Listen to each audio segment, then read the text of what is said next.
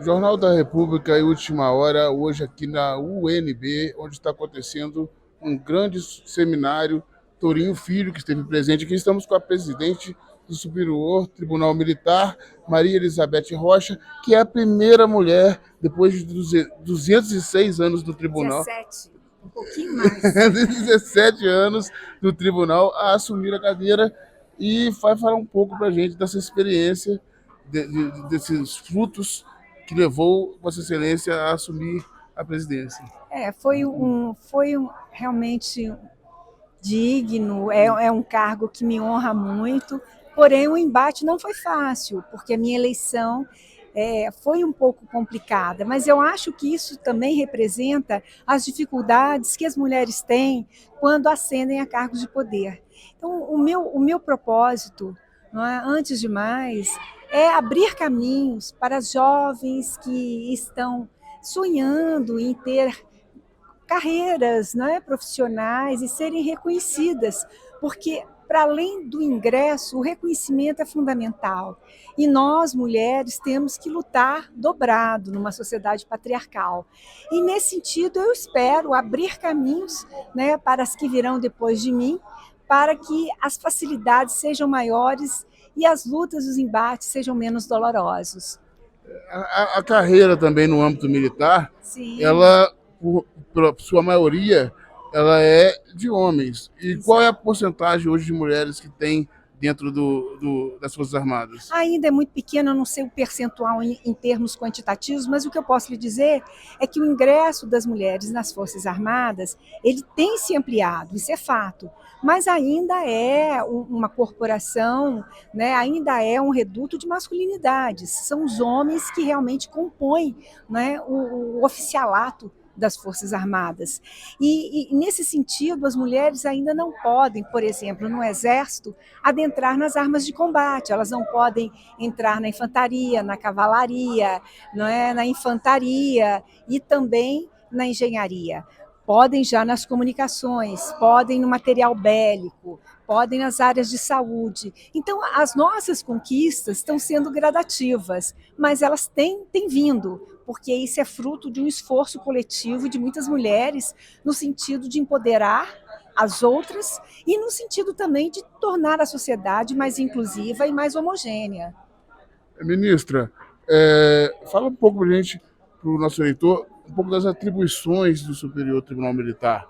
Qual é a diferença do Superior Tribunal Militar para os outros Uhum. tribunais? O Superior Tribunal Militar, ou melhor dizendo, a Justiça Militar da União, é uma corte eminentemente penal que julga crimes militares definidos em lei. E quando eu digo crimes militares, são aqueles tipificados no Código Penal Militar, mas não crimes dos militares, porque os militares podem eventualmente cometer crimes comuns, da mesma maneira que civis podem cometer crimes militares, a depender, né, do tempo, do modo, do agente, do lugar onde o delito foi perpetrado. Então, a nossa jurisdição é uma jurisdição criminal especializada que tem por escopo julgar, como eu disse, esses delitos castrenses que estão definidos no Código Penal Militar. Existe agora uma tese de que a anistia que foi dada aos militares, tanto os militares como os civis, pode ser questionada em alguns casos. A Vossa Excelência tem alguma opinião sobre essa Tem. questão? Eu sempre entendi, não é, que a lei de anistia, eu não sei se o senhor está se referindo à lei de anistia de 64 ou se é a lei de anistia do 8 de janeiro. Eu só gostaria desse Não, é esclarecimento. do 64. De 64. Eu sempre entendi que a lei de anistia, né, que foi proveniente do golpe de 1964, foi uma lei que não foi recepcionada pela nossa Constituição de 88, mas não foi esse o pronunciamento do Supremo Tribunal em 2010. Ao contrário, o Supremo entendeu, não é, que essa lei havia sido recebida pela nova ordem jurídica magna. Porém, né, hoje, se essa lei não é inconstitucional, como prolatou o Supremo há tantos anos atrás, ela, no mínimo, é inconvencional, porque ela vai de encontro aos tratados e às convenções de direitos humanos, não é, que o Brasil é signatário, que internalizou no nosso ordenamento jurídico, e isso dá a essas convenções força de norma supralegal, abaixo da Constituição e acima da lei, e, como eu costumo dizer nas boas escolas de direito, uma lei superior, ou seja, uma lei supralegal, revoga uma lei inferior. Então, nesse sentido, a lei de anistia estaria revogada.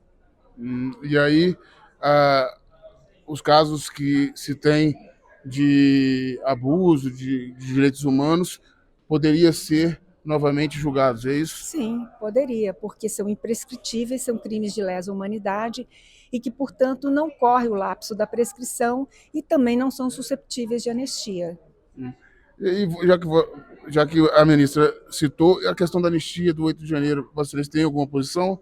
Tenho, eu entendo que agora também não é hora de se falar em anistia no 8 de janeiro, até porque nem todos os réus foram julgados. Então vai se anistiar o que exatamente? Porque a anistia vem quando houve crimes, né? E essa também é uma das restrições que eu tenho da lei de anistia anterior, porque não houve o julgamento dos torturadores, só houve o julgamento dos torturados, né? E aí eu indago, anistiar quem? Né, do quê? Porque não existe nenhuma sentença penal transitada em julgado, não existe nenhuma condenação. Então vai estar se anistiando o quê? Um crime que potencialmente o agente pode vir a ter cometido? Não se sabe. É preciso que haja um julgamento para ver se o agente realmente cometeu ou não, porque a presunção de inocência prevalece. Então, antes de uma sentença penal transitada em julgado, somos todos inocentes. Mesmo réus de uma ação, mesmo acusados, mesmo imputados de algum delito. Então, é preciso que tenha um pouco de cautela nesse sentido e que nós esperemos para ver qual vai ser a decisão final do Supremo a respeito dos atos que foram perpetrados no dia 8 de janeiro.